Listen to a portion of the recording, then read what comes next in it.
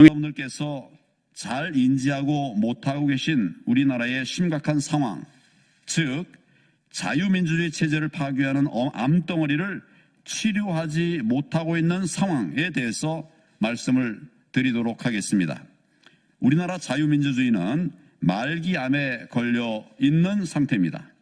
그 암덩어리가 너무 커서 비상계엄이 아니면 백약이 무효하다고 대통령이 판단할 정도입니다.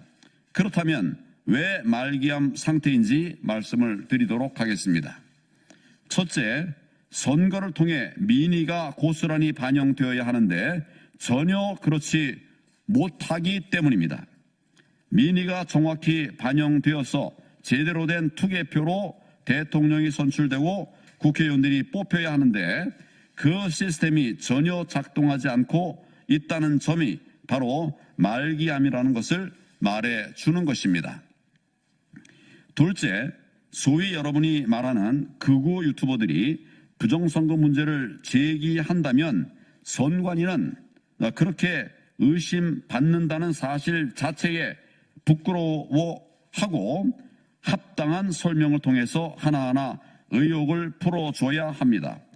그러나 선관위는 오히려 의혹을 감추고 소송으로 윽박지르고 또 말도 안 되는 엉터리 답변을 내놓고 있다는 것입니다.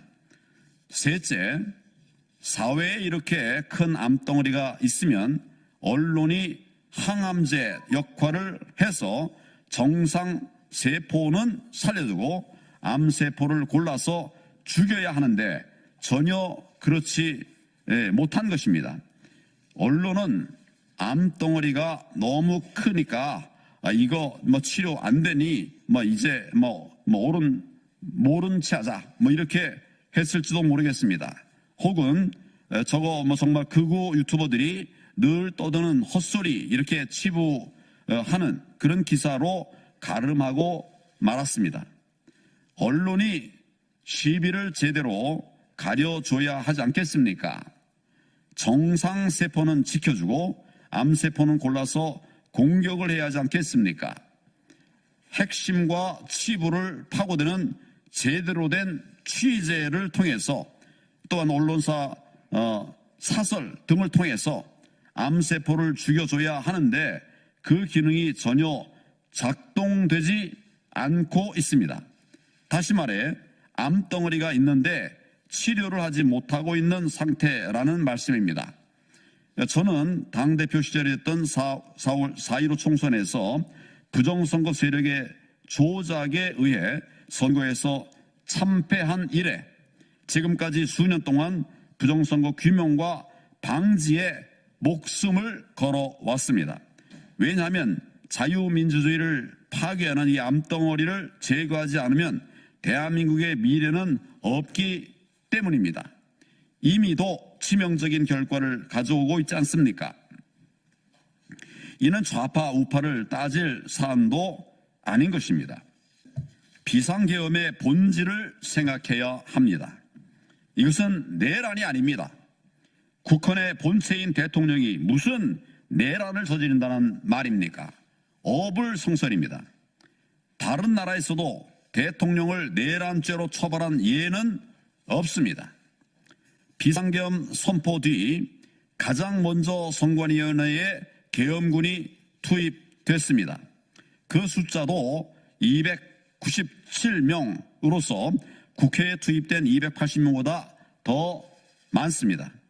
대통령도 그리고 김영현 전 국방장관도 부정선거 문제 때문에 극약 처방을 내린 것이라고 했으니 이 부정선거 문제가 과연 그런지 아닌지를 가리는 것이 최우선이 되어야 하지 않겠습니까?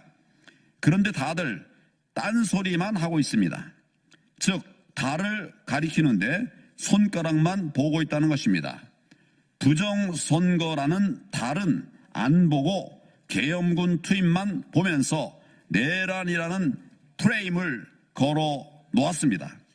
이런 프레임은 야당이 국민을 대상으로 걸어놓은 것인데 언론 역시도 이 프레임 속에 빠져 내란이라고 하면서 그 연장선상에서 탄핵을 외치고 있습니다.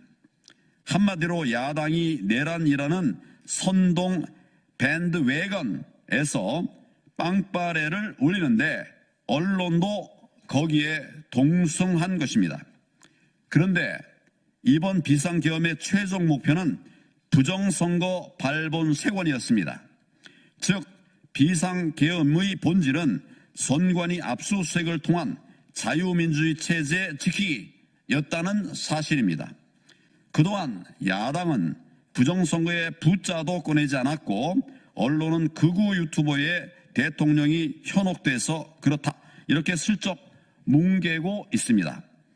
이처럼 야당과 왜곡된 언론의 야합은 대통령의 계엄을 내린 획책 여론으로 비화시켰고 대통령의 계엄을 내란 획책 여론으로 비화시켰고 이를 의식한 경찰, 검찰, 공수처 이런 공무원들이 정말 대통령 체포 운운하면서 부하 뇌동하게 된 것입니다.